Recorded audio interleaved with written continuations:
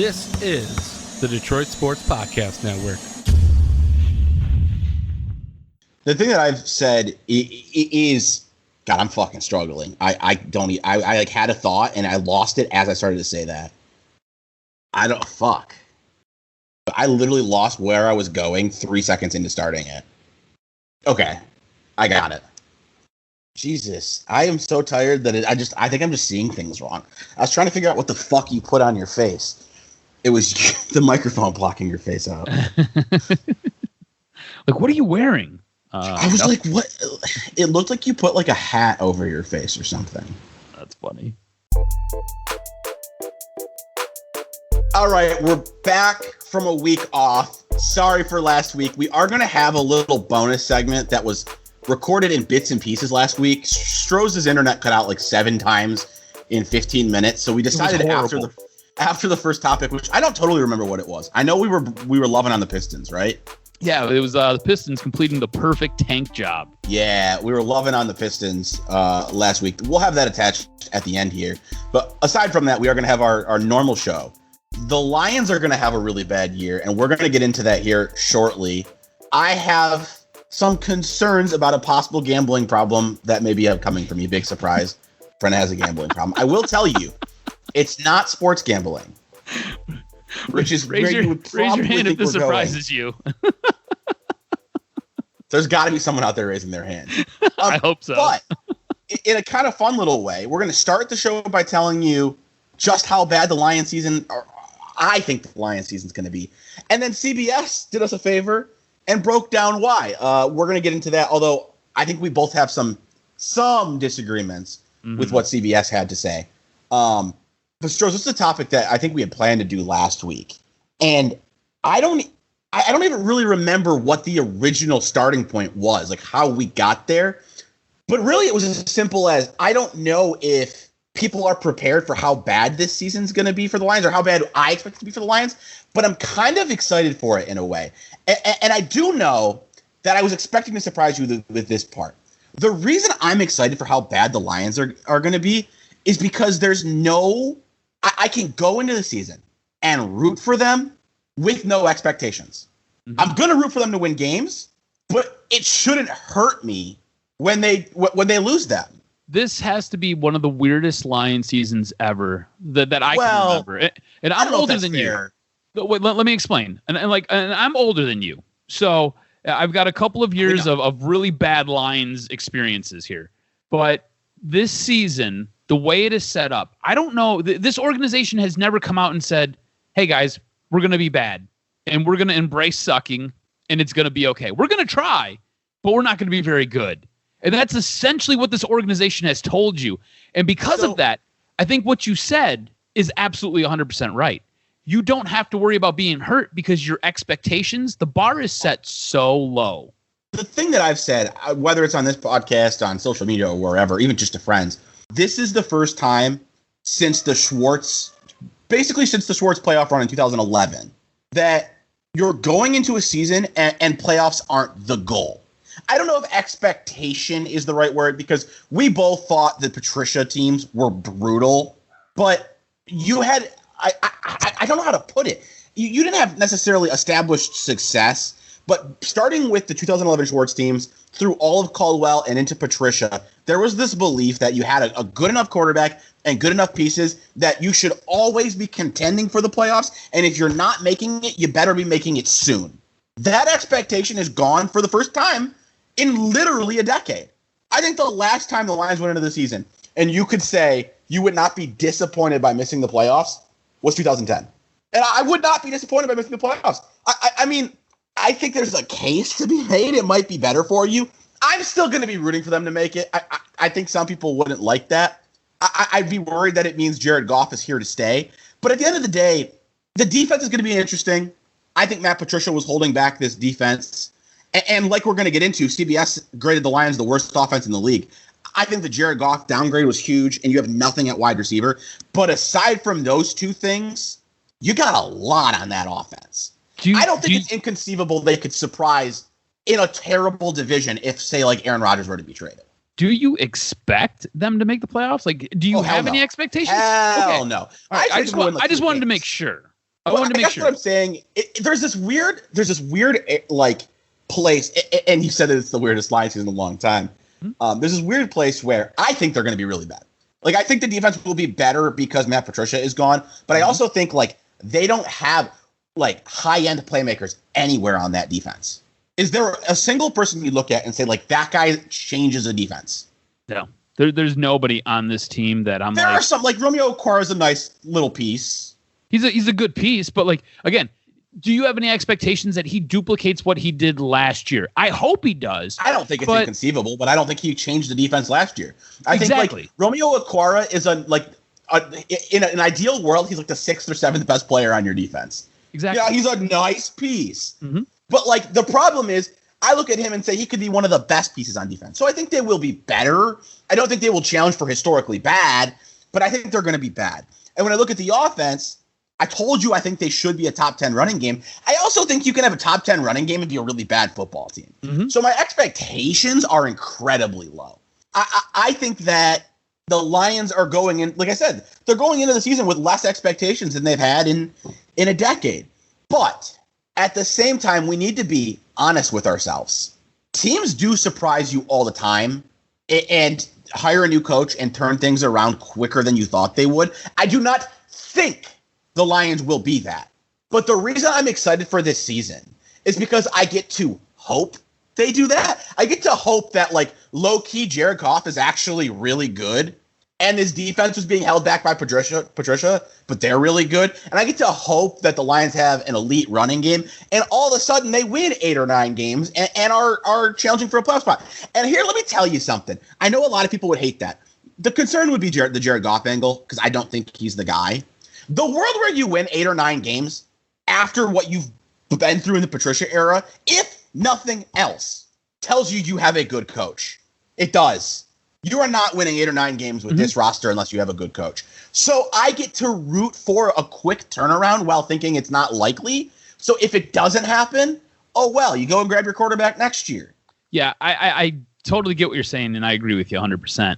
The impetus for this topic, thinking back to 2 weeks ago, was the Lions are one of 2 teams that weren't favored to win a football game. Or I'm trying to remember what started this conversation. They weren't a favorite in a football game.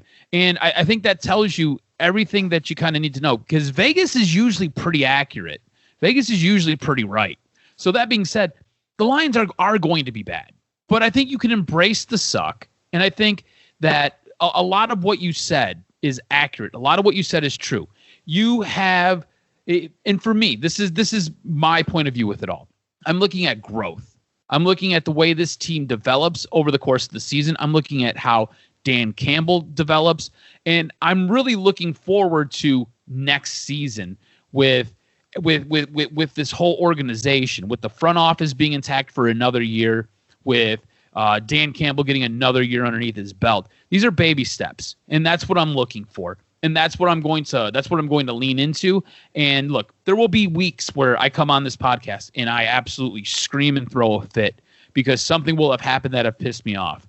But overall, I don't think this is going to be a very good team. I don't expect them to contend for a playoff spot. I don't expect them to contend for a division. I don't even expect them to contend for being number 2 in their division. I think this is going to be a season where they are fighting to not be in last place, and I'm okay with that. You said something that I kind of want to address because you said you can embrace the suck. And you could choose to go that route. I'm sure plenty of you will, and I won't blame you. But I guess what I would say is with the Pistons, you had to embrace the suck because you needed to get a top pick. Even with the Tigers, I would argue that for some time you needed to embrace the suck for those top picks. It's an option to embrace the suck with the Lions because there are concerns about how the hell they're going to add a quarterback. I'm telling you that I'm not going to embrace the suck. I'm going to expect the suck, but I am going to still root for success without the pain that like, you know what I would compare it to? I often say, like, I root for Michigan. I'm a casual Michigan fan. I get joy out of Michigan wins, but their losses don't hurt me. Maybe I'm off base, but that's where I expect to go into the Lions season. I'm going to root for them to go 17-0. I don't expect that. I don't want to necessarily say that I agreed with Vegas. But when the schedules come out, everyone does their like best case scenario, worst case scenario, what they actually expect. And the first thing I looked at and said, how could you possibly have a worst case scenario that's not 0-17? I don't know how you look at the Lions schedule and say that's not the worst case scenario. Best case, I think I could probably find a way to 9, but worst case is 0. That's interesting because not winning a football game. Now we've seen the Lions do this. If you don't think the worst case for the Lions is 0, you're being too logical. Because worst case isn't logical. When has that ever been said? That's never been said on this podcast. Me be logical? No, but I'm not even talking about you. I'm talking about because I think a lot of people would agree with you, Stroz. And what they would say is it's so hard to lose 16 games, let alone 17. That's a logical point of view. How often does worst case scenario actually happen ever in life? Your worst case scenario is not a logical scenario. I'm just saying if the wheels totally fell off, I don't know how you find a win. And the only one I would accept is maybe the Bengals. Aside from that, if you're saying more than 1-16 is the worst case scenario for the Lions, I don't think you're looking at it right. See, I don't know.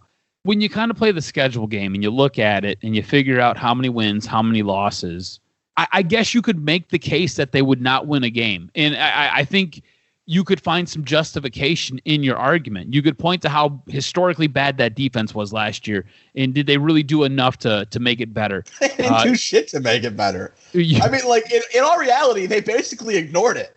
Well, they made some draft picks, but they added rookies. So what are you expecting out of those guys? So you're absolutely right. You have a rookie head coach. That makes things increasingly tougher. You've downgraded at quarterback, and you don't really have any pass catchers on this team. So you're right. You could make the argument that there's a strong possibility that they could go 0-17. When I look at the schedule and when I look at this team, I don't know if I just don't allow myself to think like that. I mean, when they were going for 0-16, I didn't think 0-16 was going to happen until it happened. So I don't know. I always see at least one win on the schedule by hook or by crook, Yes. Like last year. Yes, because it's literally just so let me ask you this. Take all other games off the schedule. Mm-hmm. Is it possible they could lose to Cincinnati? Yeah. What's the game that it's impossible they lose? The game that it's impossible that they don't lose or that they lose? No. Give me the game that is absolutely impossible they lose. The one game that you could tell me right here, right now, there's no way in the world they lose that game. I think so they play the Bears early, if I remember the schedule correctly. And I don't believe in the Bears. So I'm pulling up the schedule right now because I don't remember it it's off. Silly, man. You can't. They're underdogs in every game. You can't look at the schedule and give me a game and say there's no way they'll lose that. I'm going to give you a game. I'm going to give it to you. Well, you're going to be lying to me. Khalil Mack is better than all 11 defensive players in the Lions combined. That's accurate. Allen Robinson. I said Khalil Mack is better than all 11 players on the defense. Can you imagine comparing Allen Robinson to this receiving core? Oh my God. I honestly think I'm going to just. Without looking up the numbers, I could absolutely be lying to you. I'm going to go out on a limb and say Allen Robinson has more career receiving yards and touchdowns than every single person on the Lions receiving core. Wide receiving core. Take out TJ Hawkinson. Pretty accurate. All right, so looking at the schedule, the only game that I say that it is almost impossible for them to lose is week 4, and it's that Bears game. They go to Chicago, though. That's the obstacle. They go to Chicago. This schedule is brutal. And it was bad. After you put that in my head and I go and I look at it and I'm like, I don't want to get too far down that rabbit hole because we've already been doing this segment for a while, and we're going to turn around at the end of this and tell you why that CBS isn't being fair to the Lions. So we're kind of going to talk out of both sides of our mouths here. I'm just telling you the worst case scenario is really, really, really bad. And I'm excited for that. I'm excited for a world where I understand just how bad they can be while being able to root for the upside, being able to root for Dan Campbell to surprise us and be a great coach and turn the team around quickly. That's all I'm saying. Again, we are going to get back into that CBS article shortly. You don't have a win for me. That there isn't one. Do you want to give up on that? We can get into the addiction. Yeah, let's go into your addiction. So I downloaded, I don't even know what to call it. I guess it's America's Card Room. It's online poker. One of my favorite. In fact, get a sponsorship from these guys. Well, they're advertising like crazy on Twitch. That's actually where I saw it. The streamer I talked about before, Ludwig, was doing a sponsored stream. And so I downloaded it, and the very first day I got it, I joined a $6 tournament and won $30. And to be honest with you, here's the thing. I do understand how much luck goes into card games. I get it. But I really think I'm good at poker. I've won tournaments as a kid playing against adults. Like my dad worked at Home Depot while I was growing up, and they had to cancel poker night because one day my dad took me and I won, and it got around that a 13-year-old was not only gambling but like won money. Because one thing to say like, oh, he brought his 13-year-old, it was cute. It's another like, no, he brought his 13-year-old. His 13-year-old gambled, and his 13-year-old won. And they had to cancel it moving forward. Like I was the reason they ended a poker night at Home Depot. And then I won money in one he did with the fantasy football league he was in as a child as well. So I'm good at poker. And all I'm saying is I won $30, but I got some rough luck. I probably should have won more. And that sounds like a good thing. And I'm playing responsible amounts, right? That was only a $6 tournament. But the problem is, and I put it this way to a friend, I think I'm so good at poker that I'm nervous about what could become of this. Because, and basically what I have to do is not trust myself. I need to tell myself, like, no, you're not as good as you think. Because I told a friend the other day, the reason I'm scared of how into poker I am is I think it's conceivable I could, like, supplement my income with poker. Do you see this face? You see the smile on this face? I do. You sound like every degenerate in my family right now. The only thing I would say, and I get that, I do a lot of other. So I'm good at daily fantasy. I'm definitely net positive in daily fantasy. I'm terrible at gambling sports. I would bet lifetime I'm at least negative triple figures, if not negative quadruple figures in betting sports straight up. And I'll tell you honestly, I put $100 in, and I think I'm at like $93 right now. So I'm actually net negative. But I really believe in my ability as a poker player. So tell me why you feel like you're such a good poker player. Tell me what your edge is, I guess. Like some people can count cards and they kind of like read kind of how read other people's tells. So I would tell you, well, you don't get the advantage of tells, unfortunately, in online poker. Of course. I would tell you the thing that I consider to be my biggest strength, and I could be completely full of shit because you can't prove this after the fact. I think I'm really good at understanding the maximum I can get into a pot.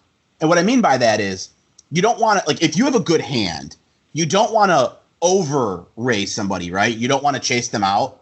But you also want to get as much money from them as you can. I think I do a good job of monitoring the way that people play. And by the way, this website lets you keep notes on players. And I downloaded it on Sunday. I've played every day since. And I've already noticed because I play $6 tournaments or $2 cash games. It was a $2 cash games. $2 is the limit you can have at the table. The small blind and big blind are a penny and 2 pennies. So very, very, very low stakes. But I've noticed like a lot of the same people already. So I'm starting to take notes because you can put notes in the website about users. But I think I'm really good at recognizing the way people are about their money. Like for example, somebody may raise on the flop and then check on the, it's been so long. I haven't played poker in a long time. I don't even know what the next card is, which makes me look terrible. It's the flop, then the turn, then the river, right? Mm-hmm. Yes. So they might raise on the flop and check on the turn. And this is not a perfect rule to anybody. This is something I'm paying attention to as we're playing. And for that player, that might tell me, like, they're really not a fan of where their hand is now. They were excited, now they're not. And I can recognize, like, okay, I'm not going to get as much out of that player. Or you'll recognize an overly aggressive player is still in the hand, and you'll let him do the raising for you until the very end. Because at that point, you know, I also like recognizing sunk cost, right? You have people who, once they're in so much, you can get more out of them. That's the biggest thing I would tell you that like where I feel like I excel. But the most important thing, because I've been talking about this. I'm so into this right now. You can tell you're really excited right now. I don't think We started the show, and normally we do a little pre-show talk where we just kind of catch up on what's been going on for the week. And you're like, dude, I'm exhausted. I am. And this is the most up you've been. You know what's funny is I'm trying to figure out if I'm going to play tonight or not because I feel like I'm ready for bed. But like the tournaments are at night. There's like if I'm going to play in a tournament, it needs to happen after we get off. But anyways, one of my friends was like, I've always wanted to be good at poker. And I told him the reason I don't think you can be good at poker is because you should be folding 80, 90% of your hands. Mm-hmm. And I have the patience to do that. In fact, I'm really enjoying the website keeps track of how many hands you're playing, how many flops you see, your win percentage after you see the flop. And I'm not I don't think I'm letting it affect how I play. I play a hand if I like it, but I'm willing to be disciplined and sit out 12 hands, 15 hands in a row if that's what it calls for. Mm-hmm. While also feeling pretty good about my ability to maximize a pot. That makes sense. And like you said, when you do play cards, especially when you play Texas Hold'em, it is one of those games where you should really only be playing probably one or two hands every time it goes around you like 3 times. You don't usually play a lot of hands, and people who generally do play a lot of hands don't last very long. And it's also a game that allows you that luxury. It allows you to see your cards, allows you to kind of sit back and kind of, like you said, watch the table, watch what everybody's doing, and then you can kind of make your bets. I will tell you, I have one notable weakness, and it has cost me in other tournaments. I did a really good job in the first tournament not doing this, but I've struggled with it since. I said before, there's one thing that I know I get petty about, and it's when I'm playing video games and people make bad decisions, and I just I want to make them pay for those bad decisions.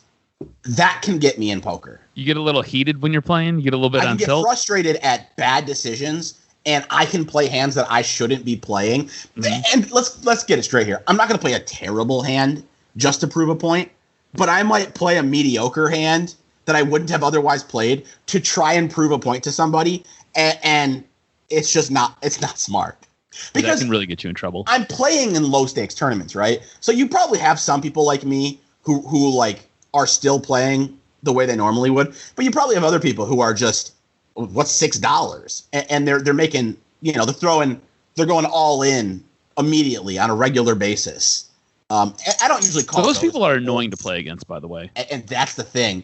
That's the thing, is trying to not try to make those people pay on I don't know, let's say 10 jack suited. Okay, that's an okay hand, but should I be calling my full stack on a 10 jack suited? Probably not. Yeah, that would be frustrating. So your big concern with all of this is that this might take over your life. And my concern is that I think I'm really freaking good. My concern is that I think I can supplement my income. I'm afraid I'm going to start playing too high stakes of games. Well, let me ask you this: how would you have to supplement your income? What is a dollar amount? Give me an idea of a dollar amount where you're like, I don't know if I'm comfortable doing that, Stroz. I'm going to look awful. I don't know. I mean, that's what this podcast is. We basically tell too much about ourselves. At least a couple $1,000s a year. Okay. All right. I feel like that's responsible. Let's say conservatively 2, aggressively 5. Okay, I feel like that's responsible. I don't feel like that's irresponsible. But to win $2,000 to $5,000, you have to put a lot up to risk. You got to put some up, yeah.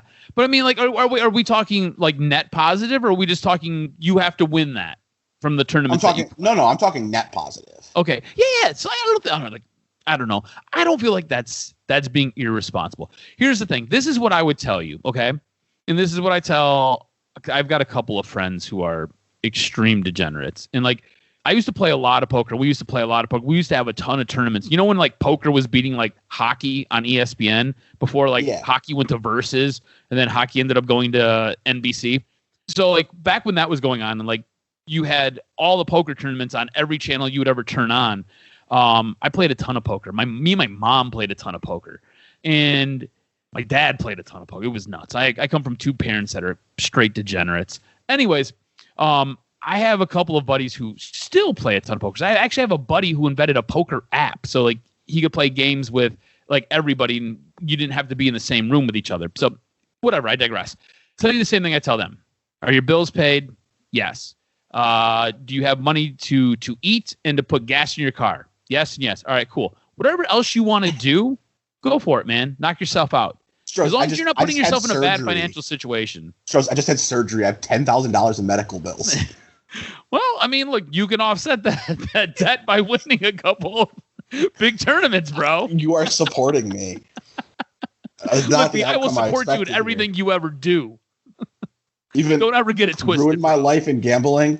I mean, like, I won't let you ruin your life, but I'll let you get to the edge, and then I'll pull you back. I'm only down $7 right now, and to be honest, I need to stop playing cash games. I am tracking like where I'm winning and losing all my money, and I am right now. Give me a second. I actually literally have it up on my computer.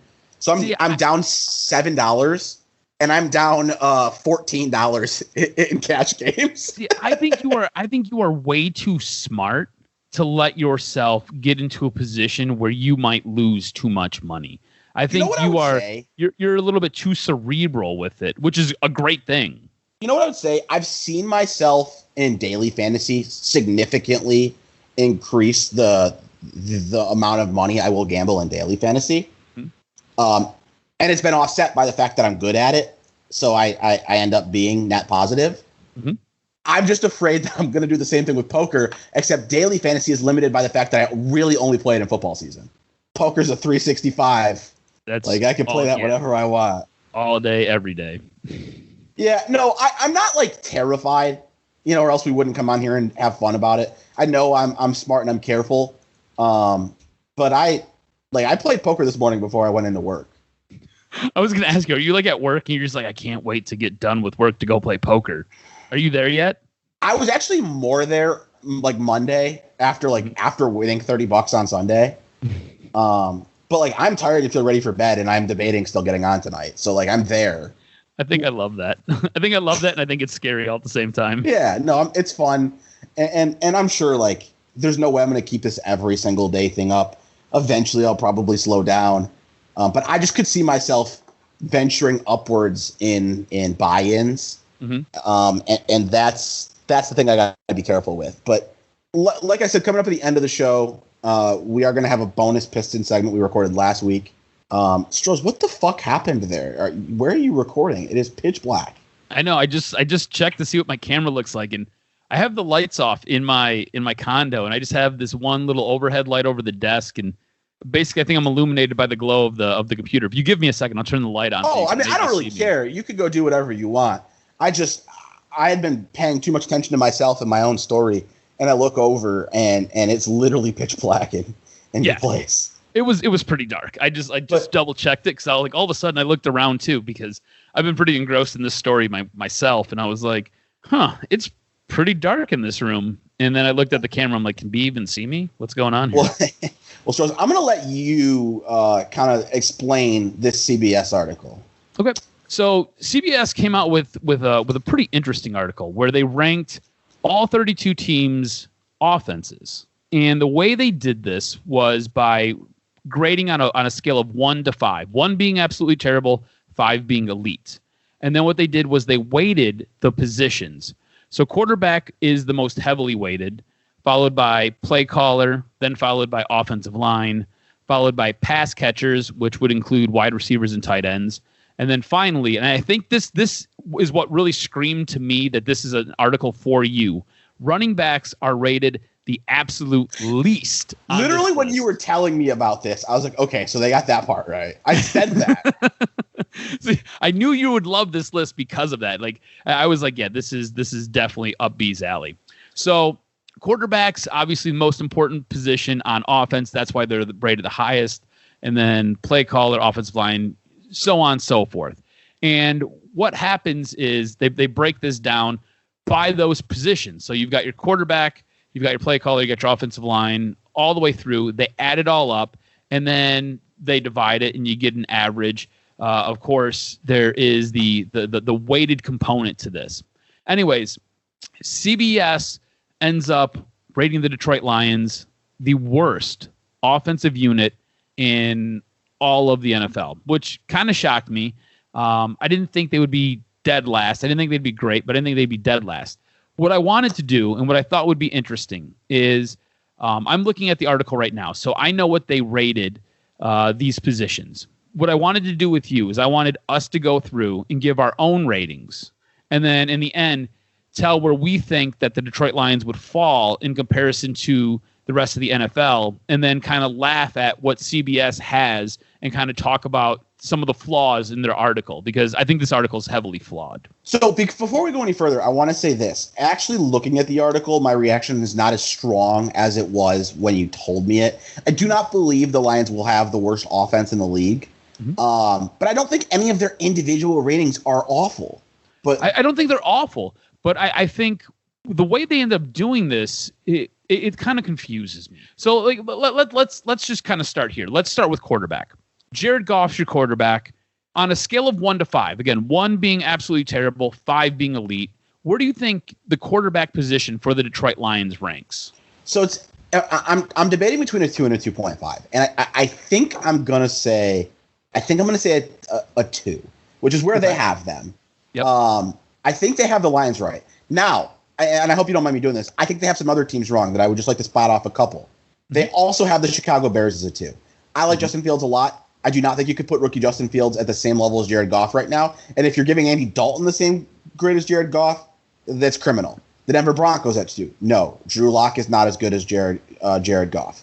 The Houston Texans at 3. I don't know if they're assuming Deshaun Watson's the quarterback, but if that's the case, that's a problem. Yeah. And if it should be higher, and if they're assuming he's not the quarterback, what? You're giving Tyrod Taylor a 3? Yeah. Those are the ones that stand out. They have the Giants 2.5, so they're giving Daniel Jones a better grade than Jared Goff. I don't know that Daniel Jones is a top 32 quarterback, if I'm being totally honest with you. So there's a lot of other teams I have a bigger problem with. I think Jared Goff at a 2 is fair, but I do not think, 2 is the lowest they have any team in the league graded, and I don't think that that's accurate. See, I would give the Detroit Lions for the quarterback position half grades are acceptable. I'd give them a 2.5 or a 3. And basically until Jared Goff proves me wrong, I'm going to go with a 3 for Jared Goff. I'm going to say he's a middle-of-the-road quarterback. I'm okay with 3 because the thing is his most recent seasons have been very bad. And that's why I'm going with a 2. But he's had some peak seasons that I would say a 3 was fair. Yep. Now, what would you give Anthony Lynn? So play caller is next. What would you give Anthony Lynn? I'm going to be honest. I can't answer that. I don't know. Okay. I know that I've seen people complain he runs the ball too much. And if that's the case, I'm open to a 2. I don't like a team that runs the ball too much. But I didn't watch the Chargers close enough to have an answer on that. So let me give you some stats with him as the head coach and the offensive play caller for the San Diego / LA Chargers. So in 2017, when he took over, they had the 4th rated offense. In 2018, I know he's had some good offenses. Yep. It dipped to 11. And then 2019, it climbed back up to 10. And then last year, with a rookie quarterback, I think this is what is most telling about Anthony Lynn and his offense. With a rookie quarterback, he had the 9th best offense in the league.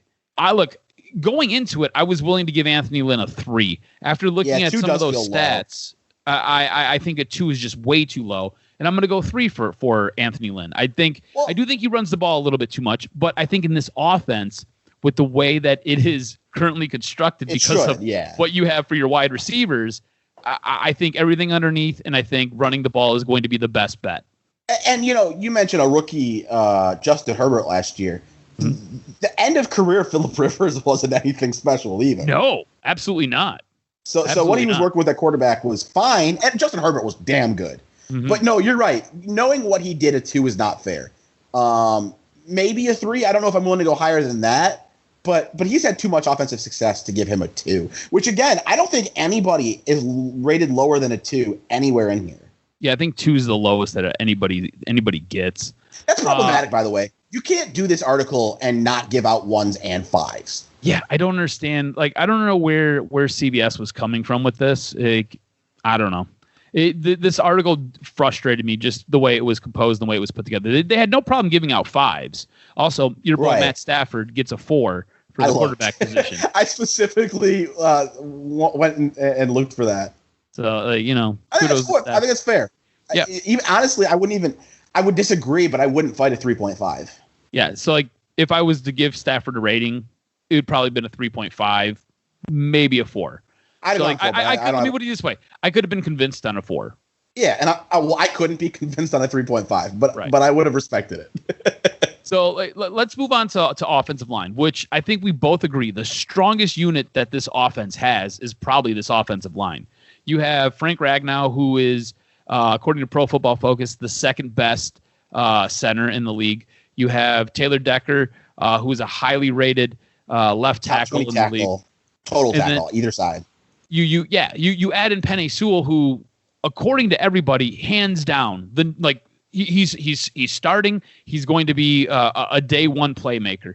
I think their offensive line looks great right now. I think without even taking a snap, I think just by us taking a look at what we have and kind of going by what we had last year. Last year, Pro Football Focus ranked them 13th. I think by the end of the year, you probably have a top 5 offensive line. They give them a 3.5. I'm probably going to say 3.5, 4. I'll probably go 4.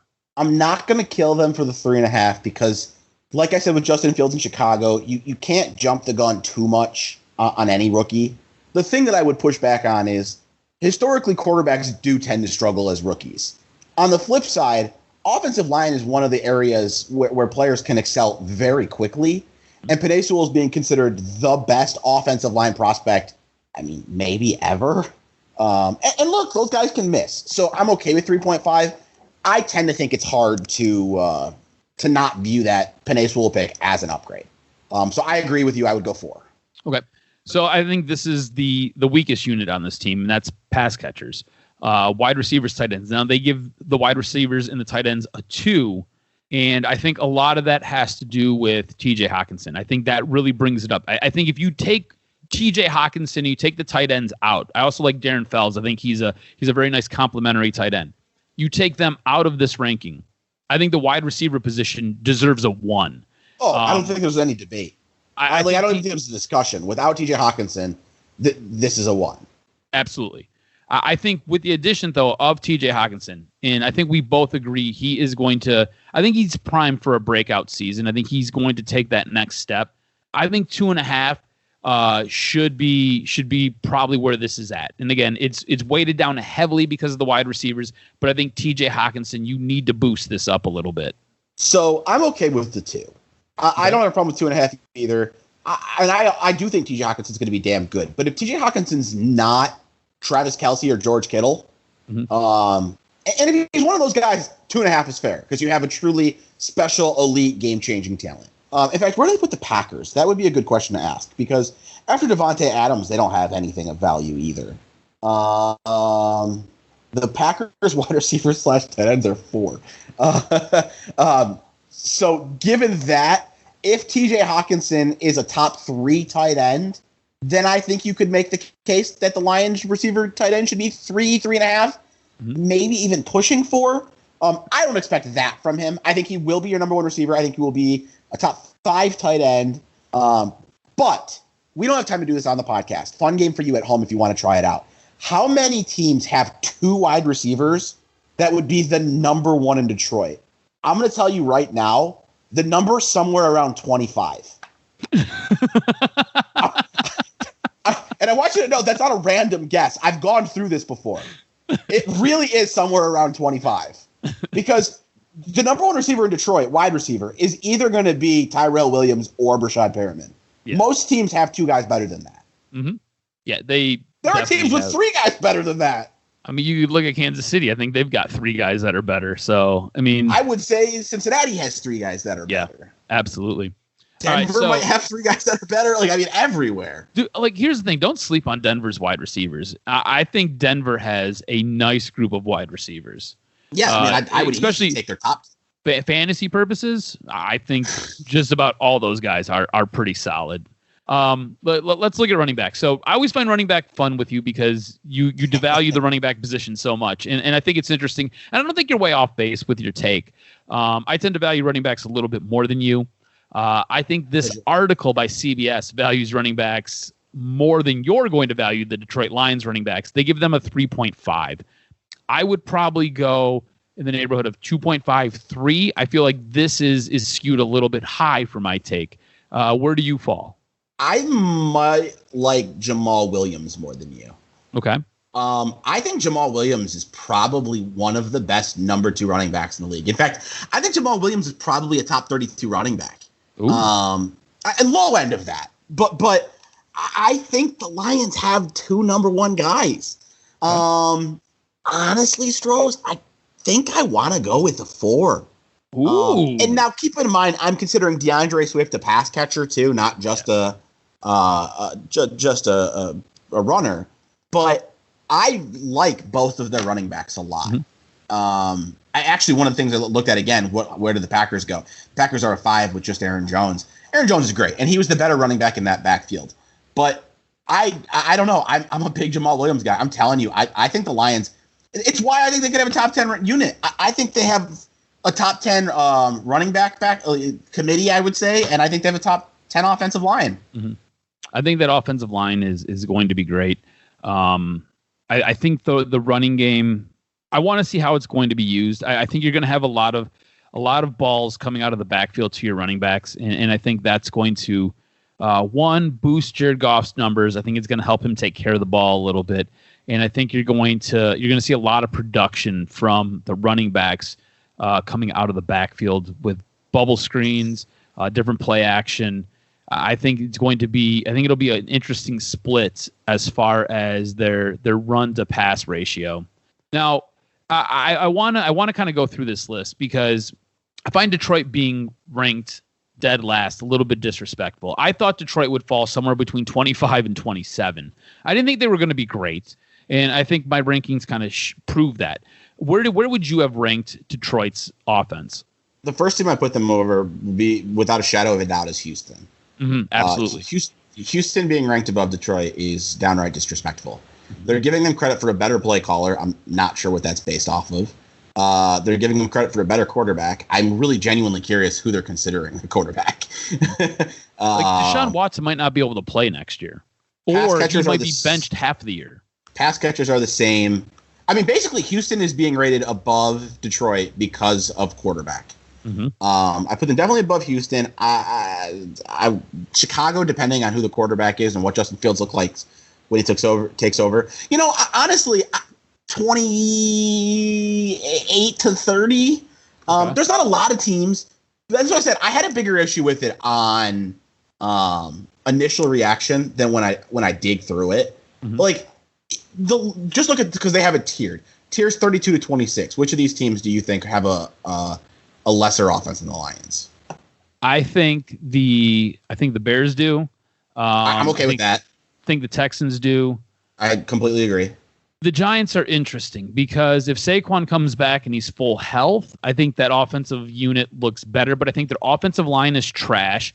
I think Daniel Jones throws way too many picks. Yep, I'm fine with that. As far as wide receiver goes, I guess, but I mean, I think your wide receivers have to count way too much on your quarterback, so I have an issue with giving them a 4. For me, there's one more team left that I think I'd personally put below the Lions. Oh, Denver for sure. I'd put the Jets. Oh, the Jets? Okay, yeah. I don't have a problem with the Jets either. I think the Denvers have a pretty good offensive line. I think they got damn good receivers. I think they got a good enough running back. What's going on with quarterback? I think the quarterback's worse. I do. QB and play caller are a big issue for me with Denver. I'll say this. I think their quarterback's worse, but they have 2 mediocre quarterbacks to decide between. I like that. And I agree with you on the Jets as well, because I don't think they've got great wide receivers. You have no idea what you're going to get with Zach Wilson. I hope he plays well, but maybe not. I need someone to explain to me why they ranked the Texans quarterback above the Broncos quarterback. Dude, it beats the hell out of me. Who is it? Is it Tyrod Taylor? Is that who they're ranking? That has to be. This is a guy who lost his job last year to a puncture in the lung and never seen the field again. Justin Herbert took over and was like, "Hey, just sit right there, hold the clipboard. I got us." I don't get this. To me, it makes absolutely no sense. I mean, we just ran through, and basically everybody but the Miami Dolphins, who are in the bottom tier, we have above Detroit. So we would both. Taylor has thrown 120 passes since 2017. Since 2017, Stroz. I like how you went and looked that stat up. It's because he's basically not a starter anymore. He's not. I'm sorry. This is a Detroit sports podcast, and we probably need to wrap it up sometime soon. But 120 passes since 2017. We didn't even know each other yet. I think Chris was producing Big Drew and Jim in Detroit at that point. I think he might have been. That's the last time that man threw. It's just 30 passes last year, 6 in 2019, 85 in 2018. Look, I don't know how you do that. I don't know how you rank them above Detroit. Houston's the only team that to me is a definitive what the hell are we doing? Why is that team above Detroit? And then the rest you name, the Chicago Bears, the New York Giants, New York Jets, I'm okay with putting those teams behind Detroit as well. The rest of them, though, I'd rather have the Broncos offense. I think I'd rather have the Dolphins offense, although I you know what, I'm okay with putting that there too. But after that, I'd much rather have the Cincinnati offense. I'd much rather have the Carolina offense. I'd rather have the Jacksonville offense. Yeah, after that, it's not debatable. That's it for me. Yeah. Basically, the teams that are in the tier with the Lions are the only ones I'm even willing to discuss. Let me ask you this, and I find this interesting. Maybe you will, maybe you won't. I'm not sure where you are. So they've got Ben Roethlisberger rated higher than Jared Goff. Would you rather have Ben Roethlisberger right now or Jared Goff? Because I would rather have Goff than Roethlisberger. Well, I think Roethlisberger is a complete shell of himself, and he's killing the Steelers. Age is part of that, but if you take that entirely out of the equation, yeah, I'd rather have Jared Goff. It's not by that much. I will say having Ben Roethlisberger as a 3.5 is disingenuous. Mm-hmm.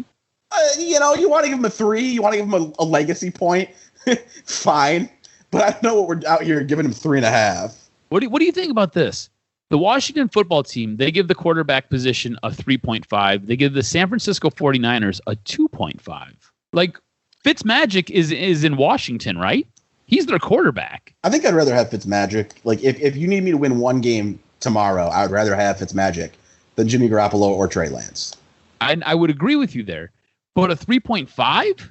Like, he's good for half a season, and then he disappears, or he gets replaced. I'm telling you, their refusal to use one messes this whole thing up.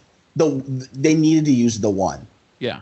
Nobody got a 1 in this. Because the 2 makes you, it makes you the equivalent of the worst. So Jared Goff is the equivalent of the worst in the league. Mm-hmm. And I don't know if that's fair. Yeah, I don't think it's fair Mac either. Jones. Why is New England 2.5? This list is funny. Mm-hmm. Like, we're there's giving so Mac many... Jones. A month and a half ago, we didn't know. 2 months ago, we didn't know if Mac Jones was going to be a first-round pick, and now he's ranked higher than Jared Goff. Like, it just doesn't make any sense to me. Like, this list is just flawed. I think we both agree, though, the Detroit Lions, probably around 27, 28. I think we can find some common ground there. Yeah, I'm fine with that. Definitely not 32, though. So, I don't know. I thought it was an interesting list. I thought this was a fun method in mental masturbation for us. So that was interesting.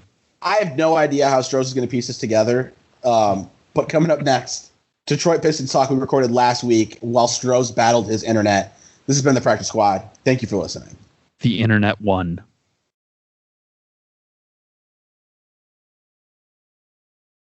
I'm looking at our rundown as we get ready to start this show.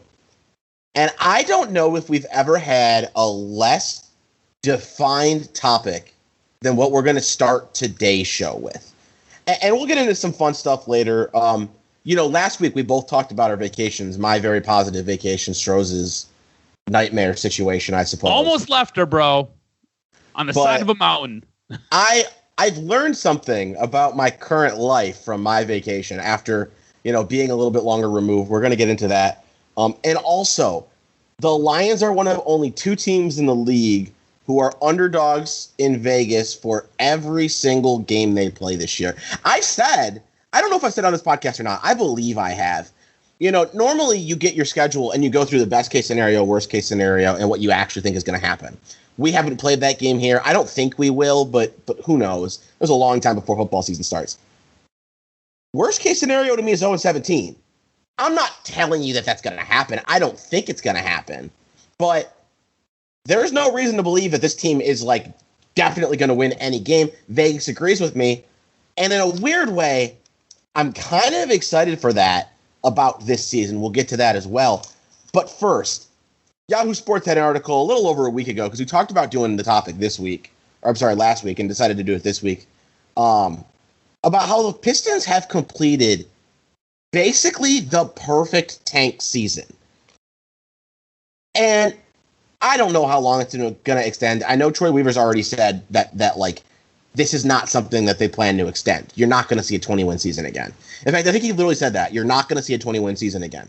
So this isn't what the Sixers did. But when you look at it from the scale of one season, I don't think it could have possibly gone any better. Like, Stroz, what's the scenario where this Pistons season went better? I mean, it's I don't know how. I don't know how it does. Like, I really don't. The only world where it goes better is all the rookies you drafted turn out to be like all NBA players in their rookie season, and you're competing for an NBA championship. Like, short of that, like, seriously, maybe they're good enough to compete for a 7 or 8 seed. I don't think that that's a better scenario. Your young players were good enough that you look at them and say, you might have several starters of the future, and somehow, partially through, sitting 9 guys a day the last 2 weeks of the season, but somehow you're tied for the best odds in the league at the number 1 pick. And not only that, this is a draft class that basically has 5 tier 1 players. You have an 80% chance at a top 5 pick. Even if you don't get number 1, you would have to get totally hosed. You would have to have 5 teams jump you. Or 4 teams jump you. You'd have to have 4 teams jump you. 4 teams. To not get one of those tier 1 guys. The guys who, maybe there's not a franchise changer, but there's like a core piece that you can build around. The top 5 are viewed as guys who could be that. I think that's probably the only way it does get better, right? Is if you were to get the number 1 overall selection or be in the top 3. Currently, they finished with the 2nd worst record in the NBA. But this was one of those things going into the season. I think this is what kind of makes us excited for our 3rd topic. This is something going into the season where, all right, cool. How do we rebuild this? Are you there? I think I lost you. 30 minutes in between, so we might be able to get finished recording. All right. Do you remember where we were? Because I tried to remember, but it's been a bit now. Yeah, no, I remember. I was talking, so I'll pick it up. All right. So this is one of those weird seasons where they've got guys that you were hoping that they could unload, and they successfully unloaded these guys. And you were able to bring in an influx from the draft, a bunch of young talent, a guy like Saddiq Bey. You had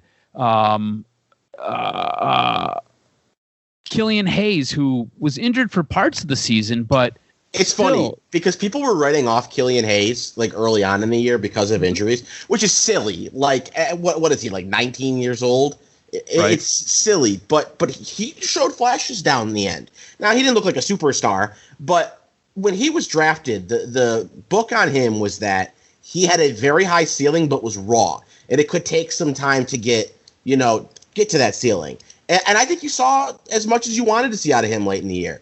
And I mean, this draft as a whole, it's very hard. People talk about how it's hard to grade an NFL draft. Like, you could grade it in year 1, but it doesn't mean anything. We haven't seen the guys play yet. It's hard to grade NBA drafts because you don't get draft classes. Like, most second-round draft picks don't ever make it. And there's a bunch of first-round guys who, like, hang around in the league, but they're never anything special. The Pistons added, 3 guys, essentially? Isaiah Stewart, Saddiq Bey, and Killian Hayes, who all, I would say, in year 1, met or exceeded expectations. And you don't know what you have out of all of them, but what you were able to get with, picks in the teens, it makes me not worry that much about what happens in the lottery. Now, of course, you want pick number 1. Because even if this draft is supposedly has 5 tier 1 guys, you want to get to pick your favorite of that batch. But I feel a trust in Troy Weaver. And look, I'm an optimistic fan. I've had trust in a lot of general managers over the years across Detroit sports. But I'll tell you something. I think my natural tendency to default to optimistic has shifted a little bit in the sports world. In fact, I'd say you're more optimistic about the Lions regime than I am. But I have the faith that Troy Weaver, whether it's pick 1, 2, 3, 4, 5, or even if they get absolutely screwed in pick 6, I have faith that he's going to find the best he can in the spot that he's at. And if it has to extend a year or two, look, basketball is so hard to put a real contender on the court. You know, it's hard. Like, who are the contenders this year? Brooklyn, who went out and traded for or signed free agents, you know, for big names. The Lakers, who are playing in a play-in game, they're technically, I heard today, if they were to win, and we're recording this on Wednesday, if they were to win today's play-in game, they would be favored as the 7th seed. So you could say, oh, they're not a favorite. They are. How did they do it? They went out and signed free agents and traded for big players. So, like, it's very, very hard for the Pistons to build a real contender, and I get that. But it feels like they're going to be able to accumulate. Like, I have no reason to believe they won't be able to accumulate young talent to start that process of going out and getting the guys you need to turn into superstars. Doesn't it feel like the Detroit Pistons have to do it this way, though? They have to build this young nucleus through the draft. Way. You know, a choice. Right. Like, if you're not a big market, you have to start this way. But what I'm saying is, like, at the end of the day, I'll say it right here, right now, the Pistons will never contend for a championship without trading for a superstar. Now, maybe you can find one in the draft, or maybe you can find two in the draft. But the way I look at it is eventually you're going to need to add one somehow through a trade. The goal is if you can get yourself one or two through the draft. Because, look, I know Golden State built a legitimate contender all through the draft. That is not the norm. That is a very rare circumstance. But if you can get your guy, if you can get just a one, and you have enough young pieces, you got a shot to add a second one. A team that I would think of that is maybe not the perfect example, because I still don't think they're going to win anything, but they're a 2 seed this year, I believe. The Suns. They went out and got their guy in Devin Booker. And it lets you, and they had enough young pieces and enough appealing pieces to work with to go out and get a Chris Paul. And all of a sudden, yeah, they probably don't have a super long championship window with Chris Paul, but they have one. It exists. Yeah, I agree with you. The way the Pistons have to do this is through accumulating enough talent through the draft, and then it opens up your window to either A, like you said, trade, or if there's a free agent out there and you're willing to break the bank for him, you could possibly lure him here to say, hey, you're the centerpiece with our young nucleus. This is what we want to do. And it gives you that ability. But Detroit is such a weird market where a lot of big names don't want to come here. It's not New York. It's not, like you said, Brooklyn. It's not anything in LA. Part of it, but part of it too, I think, in the NBA. I mean, some of it is just it's cold. You know, it's not a place we want to go. But also, it's not a party city. It's not a city people are. Miami. You want to be in for entertainment. It's not LA. It's not Atlanta.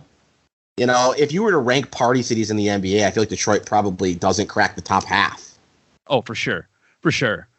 And so it makes it a difficult draw. So what do you do? You have to have homegrown talent, and I think what you're seeing is Troy Weaver do the work, bring the guys in, and this season, I don't really think it sucked, but I think it was a necessary evil. It was literally perfect. Yeah. Here's the thing: if you do go out and find a superstar, if you find a superstar in this draft with whatever your pick ends up being, I think you're already a playoff team. I'm not saying necessarily next year, but I'm saying you have the pieces. Like, you will have the core of a playoff team in place. You could argue the Pistons rebuild's been going on for a decade. I would tell you it started this season. Mm-hmm. And I think you could have the core of a playoff team in place next season if they hit on their draft pick. And honestly, I think that's impressive. I think for a team to come in, absolutely bottom out for one season, and then have the core of a playoff team. Now, it's that next step that's really hard, but I don't see any reason to believe that next year we shouldn't even be rooting to make the playoffs. You know, we're going to talk about that stuff with the Lions, too. We'll definitely get into that. I think next year, and some people are going to disagree, you will be able to look at the Pistons and say they have enough young pieces that the best possible result is that we see their young pieces are good enough to take you to that playoff level already. Rather than what we've been saying for the last decade, please take, I want another high pick. My concern with all of this, though, is you have to get it right? And I think Troy Weaver has made you feel really good with what he was able to do in this last year's draft. But you got to get it right. Otherwise, I feel like this team could be, I don't know, like a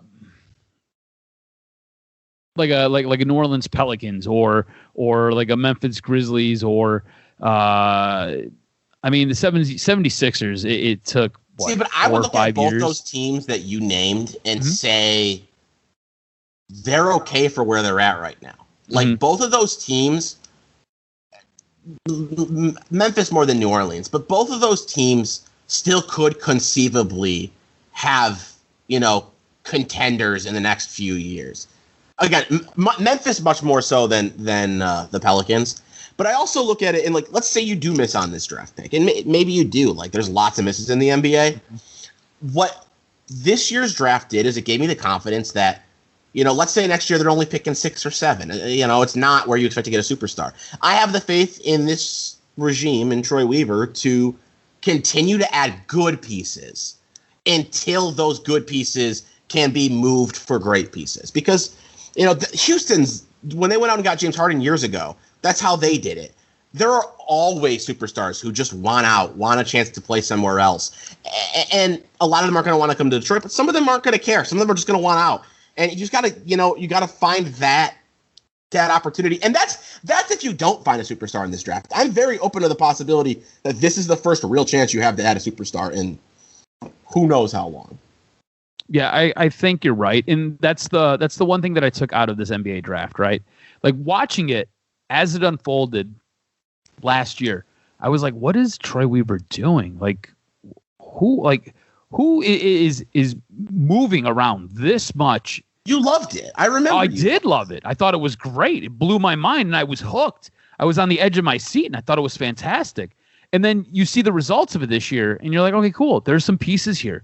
Like, you got something. So you're right. It does give me the confidence where if they do kind of swing and miss, I'll be like, okay. But it also gives me the confidence where I'm expecting them to hit a home run with whatever that draft capital is going to be. Yeah, it's a confidence that is probably even higher than it should be. Mm-hmm.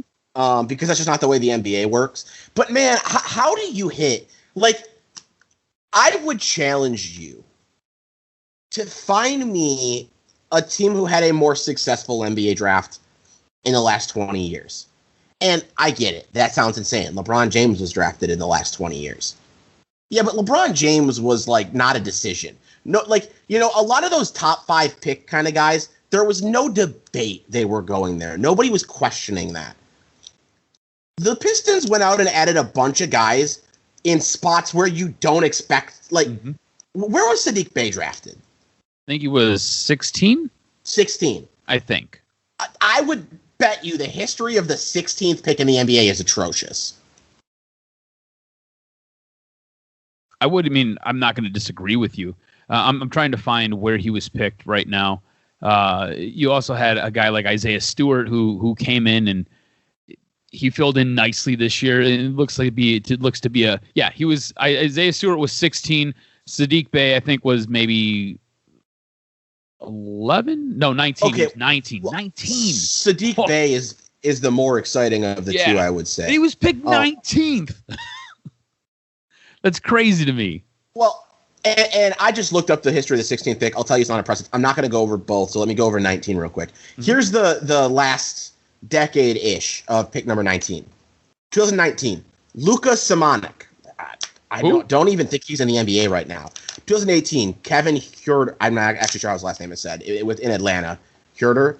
2017, John Collins. 2016, Malik Beasley. 2015, kind of funny, Jerry Grant. 2014, Gary Harris. So there's a couple occasional nice pieces. Tobias Harris is actually the 19th pick too. Weirdly enough, there's like 3 really like solid pieces in here. It actually appears that pick number 19, here's what you have. You have really good pieces, not superstars, but really good pieces, or useless pieces. I think they all played for Detroit at some point. Hey, you want to know another one? Avery Bradley. How weird is this? It's funny. The Pistons, you can pick 19. You're going to Detroit at some point. I mean, it's technically only 3 of them. Gary Harris, obviously the Michigan State connection, but it is kind of funny the way that worked out. I didn't realize Tobias Harris was a Charlotte Bobcat at one point in his career. I had no idea. Wasn't that right before he came to Detroit, wasn't it? Or no, he was Orlando. Orlando, yeah. Right. Sorry, that was totally off track. But I'll admit, looking at the history of the number 19 pick, it's a little bit better than I expected. But the level of misses on there are bad. And the thing that the Pistons did is they went out and found a guy at 16 and at 19 who hit. It's very hard to find one of those guys who hit. And to get them both to hit is incredible. So it's hard not to be too confident. Because like you just don't hit on we'll leave Killian Hayes as to be determined, because he was viewed as raw and you're happy with what he did in year one, but like he doesn't look like a star or anything yet. For where they were picked, Isaiah Stewart and Sadiq Bey were both well above expectations. Yeah, and it's hard to hit two of those in the same draft in the mid to late teens. We will get into another rebuild and why the lack of expectations actually kind of excites me. But first, Stroz, we talked about our vacations last week. And I like what I get to do for work for the most part. I have my complaints about it. Everyone has their complaints about their job. But after having a vacation, and a very chill vacation where we didn't do very much, I've come to realize I don't get any time in my average week, my average day, my day-to-day to just chill and do nothing. And it's because of the way my job works. I'm like, I book guests for every show. So like, even when I'm doing nothing, I still have to be like alert of my phone and how long has it been since I texted somebody and like keep trying to get guests.